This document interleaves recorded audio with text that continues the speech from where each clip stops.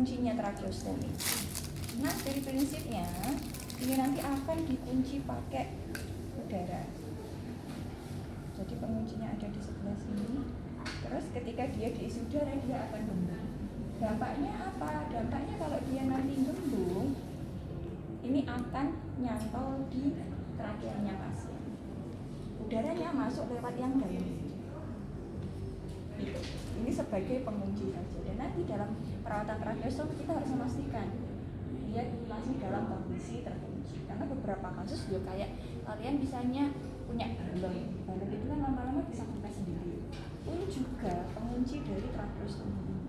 Dia lama-lama juga bisa kempes sehingga nanti kalau kita curiga di sini kelihatan lempet, berarti kan dalam juga kempes. Harus kita isi ulang. Ya. Oke. Harus diambil semua.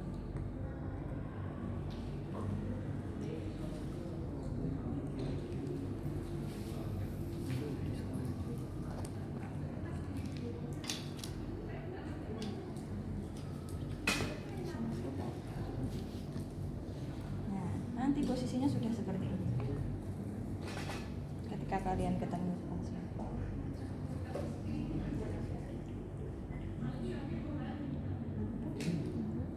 Terus sudah ditali juga.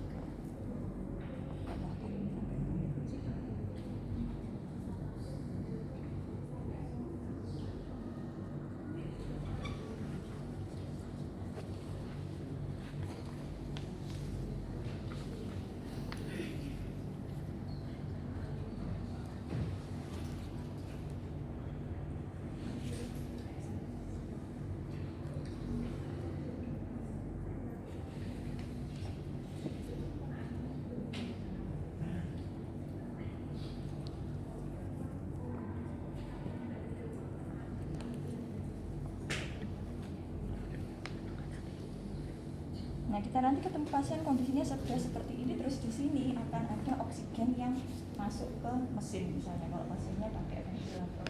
Kalau enggak, ya di sini nanti ada tutup terus langsung masuk ke oksigen. Oke, sudah saya telah menyiapkan alat, saya telah mencuci tangan, saya siap bertemu dengan pasien. Ini saya komunikasinya dengan keluarga. Selamat pagi Bu, ini saya mau merawat tracheostominya Bapak, tujuannya agar tidak terjadi infeksi. Nanti kurang lebih waktunya 10 menit, ada yang mau ditanyakan? Kalau tidak, saya lakukan sekarang deh, tutup tirai untuk menjaga privasi pasien. Kemudian yang pertama kali dilakukan ketika kita mau melakukan tindakan di saluran pernapasan adalah ya, kita periksa dulu suara nafasnya pasien. Oke, kalau suara nafasnya masih bagus berarti tidak perlu dilakukan suctioning atau pemeriksaan nafas. Oke, kalau sudah, langsung kita fokus ke perawatan tracheostomi. Yang perlu dilakukan dari perawatan tracheostomi, yang pertama dilakukan adalah ini, wajib dipasang. Karena nanti kita akan membuka akses oksigennya ke pasien, sehingga ini harus dipasang. Ya, pasang SpO2 pada pasien, kemudian pakai handscoon bersih.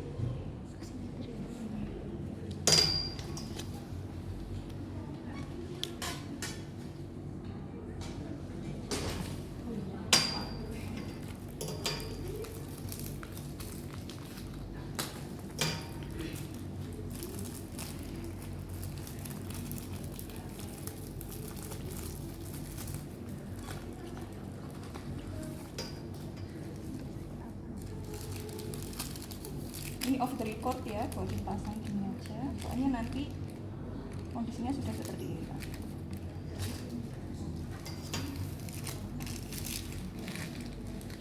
Nah, di sini sudah ada kasa steril yang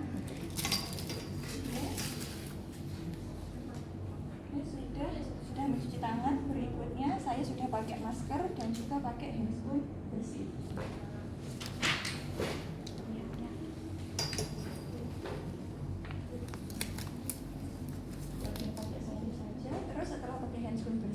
Kemudian pakai pasang perlak ya.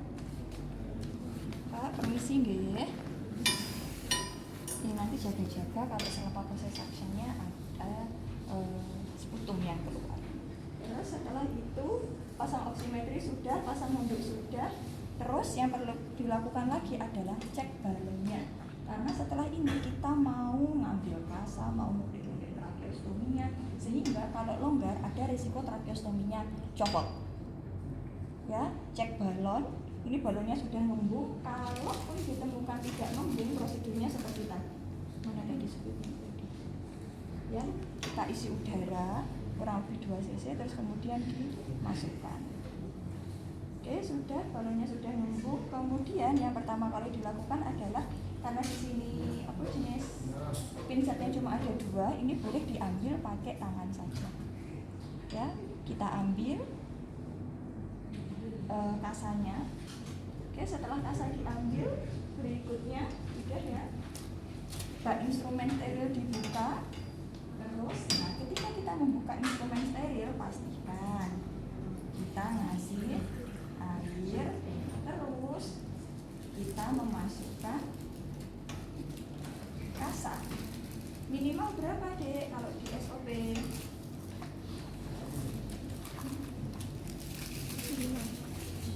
Minimal berapa? 5.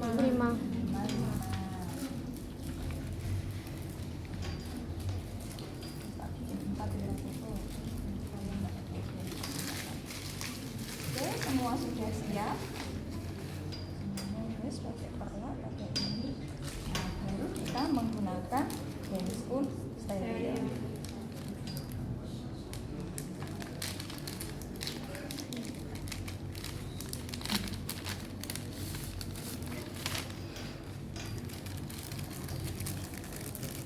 Biasanya untuk tindakan perawatan tracheostomi ini dibarengkan dengan kegiatan suction. Jadi ini kan saya sudah pakai handphone steril, suction ini kan juga pakai bensinnya steril toh. Di suction dulu, setelah bersih baru dilakukan perawatan tracheostomi. Tapi kan kalian sudah toh untuk suction ini? Belum? Atau nanti ketika kritis kayaknya kalian dapat suction. Masa penghisapan jalan nafas nggak ada? Belum? Oh berarti nanti digadar atau kritis. Kita fokus ke perawatan tracheostomi saja.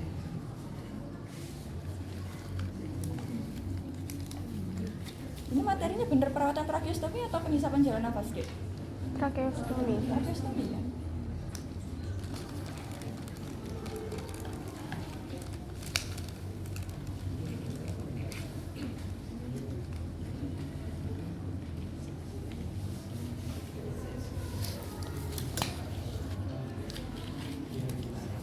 Oke, sudah siap. Prinsipnya kalau mau melakukan rawat luka dari mana ke mana, Dek? Jadi luar dalam keluar. Dari dalam ke luar. Sama ini untuk perawatan tracheostomi juga dari dalam ke luar.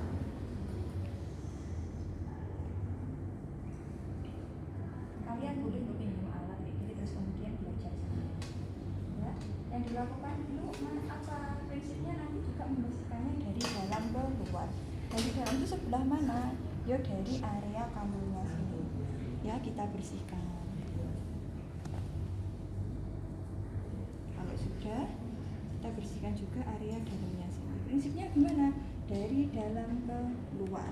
Nanti sisi yang lain dari dalam ke luar. Kemudian setelah semuanya bersih, kita keringkan. Wajib dikeringkan ya. Ya prinsipnya juga sama, kita keringkannya dari dalam ke luar, pakai sisi yang lain dari dalam ke luar. Terus juga area-area kanul saksinya ini juga dibersihkan. Kalau ada kapas lidi yang kayak cotton bud yang steril itu juga dibersihkan dalam-dalamnya nggak apa-apa. Oke, sudah. Prinsip steril masih harus tetap kita jaga. Berikutnya kita pasang lagi ini. Kita tetap usahakan prinsip steril terjaga. Nah, setelah semuanya bersih, ini kan jadi kelihatan toh warnanya ini. Misalnya ternyata setelah dibersihkan nanti itu biasanya di sini tuh ada kerak-keraknya gitu. Keraknya itu apa? Ya dari sekutumnya pasien. Nah, nanti di bawah kerak-keraknya ini warnanya kulitnya normal atau tidak, ada infeksi atau tidak, nanti di sini ada luka atau tidak akan terlihat dan itu harus didokumentasikan. Oke, sudah. Berikutnya, nah kalau di video itu kapasnya digunting. ya nggak? Iya. Kalau yang sudah dilihat video kayak gitu boleh nggak Bu? Sebenarnya boleh, cuma nanti di lapangan beberapa kasus ketika kasa itu digunting kan nanti ada bagian dari kasa yang jebur-jebur. Nah bagian jebur-jeburnya tadi nempel karena ada sekutum di dalamnya, sehingga ini yang Bu Adin ajarkan adalah kasanya tidak digunting. Prinsipnya adalah kita perlu memasang ini, kita tutupi lubang yang ada di lehernya pasien. Nah, kayak gini aja kan sebenarnya cukup. Kita pasang dari sini, terus disusul dari bawah.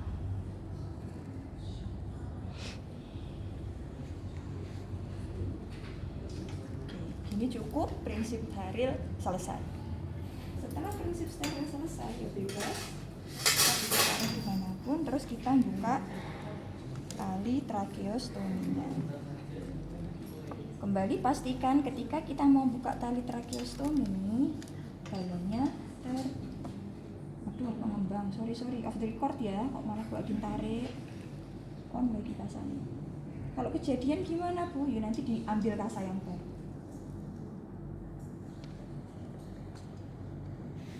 Ya, kita ambil, terus ini nanti biasanya dicuci, atau kalau yang dispositif ya langsung dibuang, terus kita pasangkan lagi yang baru. Ya cara pemasangannya gimana? Ini prinsipnya sudah tidak lagi steril. Ya pokoknya kita usaha masukkan saja. Boleh kita pinjam lagi yang ada pressure untuk memudahkan memasukkan.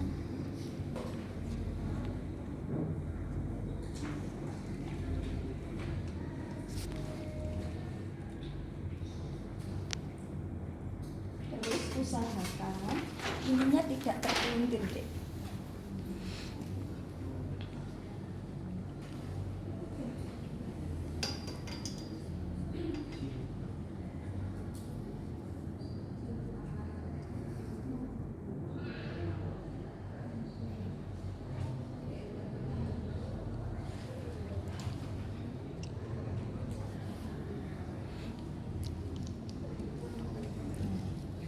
Nah, prinsipnya yang terakhir untuk menali ini beri jarak. Jadi prinsipnya dia tidak boleh terlalu kencang atau juga tidak boleh terlalu longgar.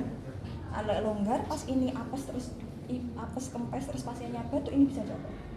Jadi biasanya dikasih 1 sampai 2 jari. 1 sampai 2 jari cukup, gak neket pasiennya, terus di 1 sampai 2 jari misal kita giniin. Nah, ini 1 jari cukup gitu. 2 jari cukup. Terus ditali biasa aja, suka-suka kalian. Mau tali pito, mau tali apa terserah. Yang penting kuat. Talinya dipanjangin.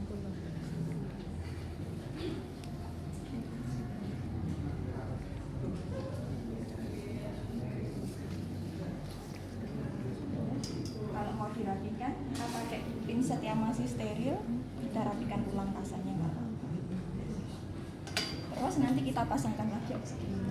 Oke, sudah selesai. Rapikan alat. Ayo Julian.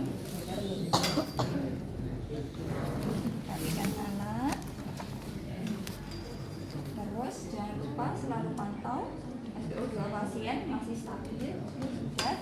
Bu, ini sudah selesai saya bersihkan tadi tracheostominya, didapatkan data dan di luka di bawah tracheostominya nggak ada ya, jadi bagus. Kemudian tadi ada sekret atau ada darah yang mengental di sekitar tracheostomi, tapi sudah saya bersihkan.